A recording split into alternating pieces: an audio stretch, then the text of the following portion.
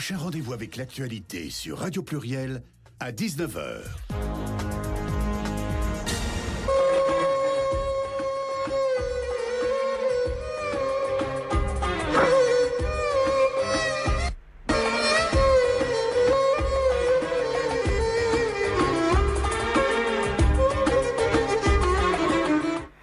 Mesdames et messieurs, nous tenons à remercier infiniment notre partenaire média, le site Wake Up Info, et le travail formidable de communication sur le Royaume du Maroc avec toute franchise et toute honnêteté. Tahia Sadiqa, le site Wake Up Info. Ainsi, nous sommes en direct avec notre chroniqueur Si Abdelkrim Belgendouz en direct du Royaume du Maroc, et cette fois-ci sur un sujet d'actualité qui est en relation avec la coopération Sud-Sud, qui est en relation avec les MRE, n'est que le Parlement sénégalais vient de voter un nouveau code électoral permettant l'élection en juillet 2017 de 15 députés sénégalais de l'extérieur. Cela veut dire des Sénégalais étrangers qui vivent à l'étranger. À ce moment-là, donc, la proposition qui a été faite par Sibyl Gendouz, droit politique par rapport au Maroc, des citoyens marocains à l'étranger, exemple africain. Sibyl Gendouz, ahlan wa sahlan. Salam alaikum. Marhaban. L'intitulé des réflexions et propositions d'action que je souhaiterais partager avec vous, chères auditrices et auditeurs d'Arc-en-Ciel, dans le temps imparti de 20 minutes, est le suivant. Les droits politiques par rapport au Maroc des citoyens marocains à l'étranger et les exemples africains. Comme signe de bon augure, en ce début de l'année 2017, pour la chronique citoyens marocains à l'étranger, qui colle à l'actualité marocaine sur ce thème et à ce qui pourrait intéresser au Maroc en ce domaine et venant de l'étranger, l'exemple nous vient de Dakar, capitale d'un pays africain frère et ami. Dakar qui a été choisi par Sa Majesté le roi Mohammed VI pour prononcer son discours à la nation le 6 novembre 2016 à l'occasion du 41e anniversaire de la Marche verte, avec une double symbolique. Mettre en avant l'attachement du Maroc à l'Afrique et hisser davantage l'excellence des relations entre le Maroc et le Sénégal, empreinte de fraternité, de solidarité et de communauté de destin. Dans cet esprit, le Maroc entreprend tous ses efforts pour renouer sur tous les plans avec sa vocation africaine, en favorisant une coopération sud-sud exemplaire, bénéficiant à toutes les parties concernées et s'inscrivant dans un élan de solidarité, d'équité et de responsabilité partagée. Par ailleurs, le Maroc s'enorgueillit du lancement d'une nouvelle politique migratoire généreuse, humaniste et solidaire en direction notamment des pays subsahariens et de leurs ressortissants au Maroc, mais également, comme ça a été dit par Sari Abdeslam, en direction également des ressortissants européens, dont les Espagnols et les Français. Politique qui est maintenant prise comme exemple au niveau africain. Dans ces conditions, ne devons-nous pas également, dans le cadre du partage d'expériences, bénéficier au Maroc de bonnes pratiques que l'on relève au niveau d'un grand nombre de pays africains pour en tirer tous les enseignements positifs? Un exemple significatif, comme vous venez de le souligner, nous vient justement cette semaine même de Dakar. En effet, après le référendum constitutionnel du 20 mars 2016, organisé à l'initiative du président du Sénégal, donnant notamment la possibilité aux Sénégalais de l'extérieur d'élire des députés de leur rang à partir des pays d'accueil, des mesures concrètes viennent d'être prises pour opérationnaliser cette avancée constitutionnelle tendant à l'élargissement du champ de la démocratie. Il s'agit de l'adoption, mercredi dernier, 3 janvier 2017, par l'Assemblée nationale du Sénégal, d'un nouveau code électoral permettant d'augmenter le nombre de députés sénégalais de 150 à 165 en consacrant la totalité des 15 nouveaux sièges aux députés qui représenteront les Sénégalais de l'extérieur. Ainsi, aux prochaines élections législatives fixées au 2 juillet 2017, la diaspora sénégalaise, qui est estimée à 2,5 millions, entre 2,5 millions et 3 millions de personnes, soit l'équivalent de la population de Dakar, va faire sa première entrée dans un parlement élargi comme la 15e région administrative du pays, avec 8 départements électoraux de l'étranger. Cette nouvelle loi est un grand acquis pour la diaspora sénégalaise, permettant à ses membres d'être traités comme des citoyens sénégalais à part entière, devant participer activement à la vie démocratique du pays.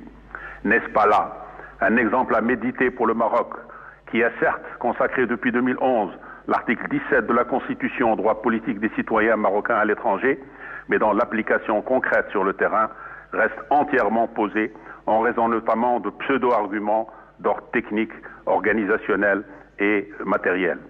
Parmi les responsables gouvernementaux marocains, dont certains s'apprêtent à rempiler dans la toute prochaine équipe gouvernementale, que le souverain a déjà invité lors de son discours de Dakar à avoir une politique de grande ouverture et de proximité avec l'Afrique, l'étude de la politique d'autres pays africains comme le Mozambique, le Cap-Vert et l'Angola, qui arrivent à organiser dans leurs parlements respectifs la représentation de leurs ressortissants expatriés, serait bénéfique pour le maintien pour la maîtrise d'un savoir-faire. Tout comme cette étude serait hautement utile pour les responsables d'institutions nationales consultatives comme le CCME et le CNDH. L'Afrique est également riche d'autres expériences en la matière. Plus près de nous, l'Algérie a 8 députés de l'immigration à l'Assemblée populaire élus à partir de leur pays de résidence. La Tunisie a organisé en 2011, au lendemain de la révolution du Jasmin, l'élection de 18 députés de l'immigration sur 217 à l'Assemblée constituante par le biais de 6 circonscriptions électorales législatives de l'étranger. Sur les 18 sièges, 9 étaient allés à Ennahda. Après l'adoption de la Constitution tunisienne de 2014, les élections législatives d'octobre 2014 ont donné lieu à l'élection de 18 députés à partir des pays d'immigration dont le Maroc, représentant les Tunisiens de l'extérieur. Alors pourquoi, pour tous ces pays africains, la faisabilité d'élections législatives à partir de leur pays de résidence est possible, alors qu'elle ne le serait pas pour le Maroc, s'agissant de sa communauté expatriée? Au-delà de l'Afrique, n'y aurait-il pas lieu de tirer également les enseignements adéquats de pays latino-américains comme l'Équateur, la Colombie, le Panama? Plus près de nous encore, il y a la Croatie, le Portugal, l'Italie, avec 6 sénateurs et 12 députés de l'immigration, la France, avec 12 sénateurs représentant depuis fort longtemps les Français de l'étranger, et 11 députés de l'immigration qui siègent depuis 2012 à l'Assemblée nationale, dont le député Pouria Amishahi du Parti socialiste, qui représente notamment les Français du Maroc, qui relèvent eux-mêmes de la 9e circonscription électorale législative de l'étranger, constituée de 16 pays du Maghreb et d'Afrique subsaharienne. Pour justifier et légitimer la non-représentation parlementaire au Maroc des citoyens marocains établis à l'étranger, certains, dont les responsables du CCME, invoquent le fait que les pays qui suivent cette politique de représentation parlementaire de leurs expatriés sont très peu nombreux. Alors, disent-ils, en substance, pourquoi suivre leur exemple? Cet argumentaire se retrouve notamment dans le livre du CCME publié en 2013 sous le titre « La question de la participation et de la représentation politique des Marocains du monde ». Or, les exemples que nous venons de citer, comme le Sénégal, la Tunisie, les pays de l'Europe latine, ne sont-ils pas significatifs? Par ailleurs, pourquoi le Maroc, qui a une communauté expatriée de quelques 5 millions de citoyens, qui a connu de grandes avancées démocratiques, en particulier avec la Constitution de 2011, et se caractérise par des liens fondamentaux puissants entre cette communauté et sa patrie d'origine, pourquoi le Maroc ne serait-il pas parmi les pelotons de tête des pays qui reconnaissent concrètement dans les faits, la citoyenneté pleine et entière à leurs ressortissants à l'étranger et les impliquent étroitement dans la vie politique nationale? Pourquoi, par ailleurs, et dans un souci de cohérence, le Maroc suit une politique de l'immigration très avancée et originale à bien des égards au niveau des pays du Sud, en reconnaissant notamment, à travers l'article 30 de la Constitution, le droit de vote aux étrangers aux élections locales? Et pourquoi le Maroc n'aurait pas une politique à la pointe du progrès concernant les droits politiques de ses propres ressortissants par rapport au Maroc? Dès lors, les raisons de l'absence de réalisation au Maroc de l'inclusion des citoyens marocains à l'étranger dans le développement politique, démocratique et citoyen du pays posent une vaste question. Ne sait-on pas le faire parce qu'on ne saurait pas comment s'y prendre, comment procéder? Ne peut-on pas le faire faute de moyens ou d'empêchements quelconques? Ou bien ne veut-on pas le faire? Si l'on s'en tient au livre du CCME, qui est l'expression du point de vue de ses responsables, on notera à la page 86 ce qui suit. La participation politique des expatriés pose notamment des questions majeures de mise en application, à savoir déroulement des campagnes, établissement des listes nationales, découpage des circonscriptions, juridiction du contrôle des scrutins, conflit de législation, établissement des registres électoraux. Voilà ce qu'ils disent. Pour nous, au contraire, c'est plutôt l'absence de volonté politique forte qui est à la base de ce déni démocratique insupportable pour 5 millions de citoyens marocains établis à l'étranger, dont un nombre important l'est dans un grand nombre de pays africains. Ces Marocains appartiennent parfois même à la 7e ou 8e génération, comme pour les Marocains au Sénégal. Donc pour ces 5 millions, ce déni démocratique est encore maintenu lors des dernières législatives marocaines du 7 octobre 2016 sous des prétextes de difficultés techniques, matérielles, organisationnelles et logistiques. À ce propos, une question centrale se pose. Ces difficultés sont-elles réellement insupportables et insurmontables? Et a-t-on vraiment cherché à les dépasser? Certes, il ne faut pas sous-estimer la portée des problèmes concrets qui se posent, mais difficulté n'est pas impossibilité. Avoir à faire face à quelques écueils ne veut pas dire problème insoluble. Or, au lieu de chercher à trouver remèdes et solutions, les responsables politiques du dossier électoral au Maroc ont décrété depuis fort longtemps l'impossibilité technique et le caractère impraticable et inapplicable de la formule de la représentation parlementaire des Marocains de l'étranger, alors qu'on attend toujours la démonstration de cette impossibilité. Quels sont en effet les efforts qui ont été entrepris? Où et quand? Et quel est leur résultat? Quels sont les réels problèmes auxquels on se serait heurté et qui sont insurmontables?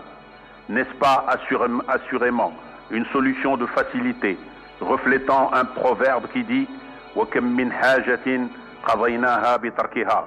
Combien de choses ont-elles été réglées par leur abandon? Dès lors, utilisé comme moyen de défense, l'argument technique de l'inapplicabilité devient un élément à charge. De notre point de vue, c'est parce que les modalités d'organisation concrète de l'exercice de ces droits n'ont pas été inscrites dans l'agenda des divers gouvernements concernés. Depuis 1993 à nos jours, y compris les gouvernements Ben Kiran et le gouvernement d'alternance consensuelle dirigé par l'USFI, c'est parce qu'aucune réflexion sérieuse n'a été menée dans ce sens, qu'aucune concertation n'a été ouverte dans cette perspective avec les milieux concernés, que les mesures concrètes n'ont pas été prises comme l'ouverture des listes électorales à l'étranger. C'est pour toutes ces raisons que la participation électorale de la communauté a été empêchée, faisant l'objet d'un véritable blocage et d'une obstruction systématique, notamment par les responsables d'institutions nationales consultatives qui ont relié ce dossier à une vision et à des considérations sécuritaires qui ont pris le dessus au lieu de suivre une démarche démocratique. Voyons en effet la nature de ces mesures à prendre qui sont nécessaires à l'opération électorale législative à l'étranger et en quoi elles se heurteraient réellement à des obstacles infranchissables. À ce niveau, on peut relever très brièvement 7 mesures essentielles à prendre. Première mesure, établir des listes électorales de Marocains à l'étranger à partir de 18 ans pour le droit de vote, avec lancement des campagnes d'information et de sensibilisation. Qu'on ne nous dise pas que cette mesure est impraticable.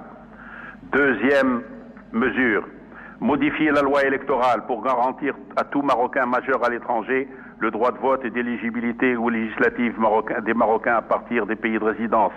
Là aussi, il s'agit simplement de modifier le code électoral en enlevant le vote par procuration qui est institué de manière injuste et inique maintenant, et pour mettre le droit de vote dans les pays de résidence et ne pas mettre, comme le propose également le CNDH, soit le vote par correspondance, soit le vote électronique vers les circonscriptions électorales législatives au Maroc, ce qui est un moyen détourné de ne pas pratiquer le droit de vote au niveau des pays d'immigration. Troisième lieu, modifier la loi organique concernant la Chambre des représentants pour fixer le nombre des sièges de députés marocains à l'étranger. Là, évidemment, pour les pays où il y a une forte présence de Marocains, comme la France, l'Espagne, l'Italie, les Pays-Bas, la Belgique, l'Allemagne, le Canada, les États-Unis, c'est simplement un problème du nombre de sièges, parce que certains pays nécessiteront certainement beaucoup de députés. Par contre, pour les autres pays où il y a une faible densité de Marocains, il s'agit évidemment de procéder à des regroupements. Bien, par exemple, pour la présence des Marocains dans les pays subsahariens, on peut envisager par exemple une circonscription qui aurait comme capitale Dakar. Quatrième lieu, organiser la participation de la société civile émereux, le financement, le déroulement des campagnes électorales. Participation de la société civile émereux parce qu'il s'agit effectivement de mobiliser les gens qui sont directement concernés. Et là, évidemment, c'est toute la société civile. Et à l'intérieur d'un certain nombre de pays, parfois, un certain nombre d'ONG n'acceptent pas le fait qu'il y ait des relations d'ordre politique, entre autres, avec le... Bon, à titre personnel, je constate par exemple qu'au niveau de la France, il y a une certaine idée, y compris même pour les élus, ils ne parlent que de l'intégration politique au niveau de la France. Par exemple, toute intégration politique par rapport au Maroc ne serait pas envisageable. Alors, les campagnes électorales, bien entendu, ça se passe dans des pays étrangers. Il faut faire attention. Mais là, par exemple, au niveau des réunions, on peut envisager, par exemple, le recours aux salles de l'ambassade, des consulats, d'un certain nombre d'ONG de Marocains. Mais également, il peut y avoir location d'un certain nombre de salles, de restaurants, etc. Lorsqu'ils deviennent fermés, ils deviennent privés. Au niveau de la communication, il y a évidemment Internet, mais aussi, il faut utiliser toute la communication qui vient pratiquement du Maroc, à travers les télévisions, à travers les radios qui sont organisées dans le cadre de l'AAK et qui concernent, puisque chaque parti politique a évidemment un droit d'antenne, et tous les élus, normalement, ils appartiennent à un parti, à un de ces partis. Et cinquième élément, prévoir l'organisation de modalités de vote, le nombre de bureaux de vote, les lieux du vote, durée du scrutin, plusieurs jours, par exemple 3 jours, vendredi, samedi, dimanche, composition des bureaux de vote, observateurs. Là, ce sont des problèmes techniques inhérents à n'importe quelle élection. Là aussi, on ne peut pas dire que c'est vraiment quelque chose d'insurmontable pour les consulats, d'autant plus qu'ils arrivent eux-mêmes à organiser ces choses-là lorsqu'il s'agit de référendums. Sixième mesure, mise à la disposition des consulats des moyens humains, matériels et techniques pour la réussite de l'opération du vote. Et là, il faut rappeler évidemment que la démocratie a un coût financier. Et les Marocains envoient beaucoup d'argent au Maroc. Mais là, je précise, ce n'est pas parce qu'ils envoient beaucoup d'argent qu'ils doivent avoir le droit de vote. Non, le droit de vote, c'est un droit constitutionnel. Mais simplement, ça, c'est pour répondre à ceux qui disent que ça coûte. On dit, voilà, les Marocains et l'étranger envoient beaucoup d'argent et l'État en profite en termes au niveau de l'équivalent des devises. Enfin, il s'agit d'instaurer une structure de contrôle des élections dans les pays d'accueil, à domicilier dans les ambassades et consulats du Maroc. Et là, il faut battre en brèche une idée qui est souvent invoquée par un certain nombre de responsables et qui disent « et si jamais il y a un conflit, si par exemple entre 2 candidats à Barbès, quelle est la juridiction qui intervient ?» Sous-entendu pour eux, on va faire intervenir une juridiction étrangère. Non. Le recours, tout litige est géré, il est réglé par les institutions marocaines. Voilà donc, c'est toutes ces mesures qui montrent que la chose est faisable. En conclusion, les élections législatives à l'étranger sont faisables. Le Maroc l'avait déjà expérimenté en 1984 et les expériences étrangères actuelles le confirment. L'organisation de divers référendums constitutionnels associant également les citoyens marocains à l'étranger va également dans ce sens. Il n'y a pas d'écueil insurmontable. Il n'y a pas de problème insoluble. Il n'y a pas d'impossibilité technique. Au total, demander l'effectivité des droits politiques des citoyens marocains à l'étranger par rapport au Maroc n'est pas quelque chose de démesuré et d'irréaliste. Ce n'est pas de la surenchère politicienne ou un slogan réducteur, comme se plaisent à le répéter ceux qui se présentent comme la voix de la Jalia au Maroc, mais qui font tout au contraire pour contrer et s'opposer à ces droits politiques. Durant toutes les dernières années, tous leurs efforts ont été centrés dans une optique contre-productive et antidémocratique en invoquant des arguments fallacieux et inconsistants. Or, la revendication de l'effectivité de ces droits est une demande citoyenne responsable légitime et respectable.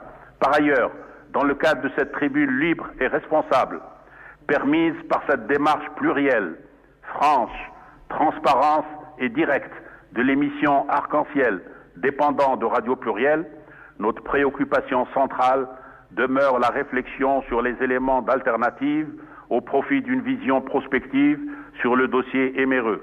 Dans cet esprit, une réflexion sur les voies et moyens de la mise en œuvre de la citoyenneté intégrale des Marocains résidant à l'étranger est une nécessité absolue afin de rattraper les retards accumulés ces dernières années, corriger les déficiences et apurer le contentieux politique avec les citoyens marocains établis à l'étranger pour empêcher la fracture citoyenne, voire même, qu'à Dieu ne plaise, la rupture patriotique.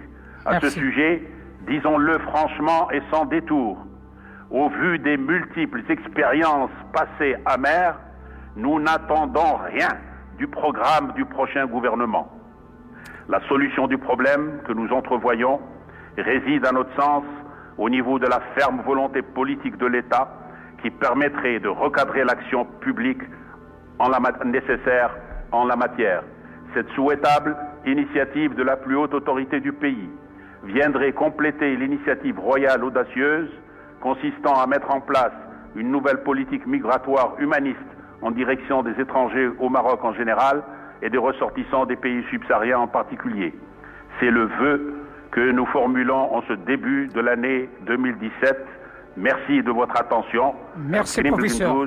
Universitaire à Rabat, chercheur en migration. Merci, professeur. On vous dit à très bientôt, à la semaine prochaine. Espoir et espérance, c'est notre devise.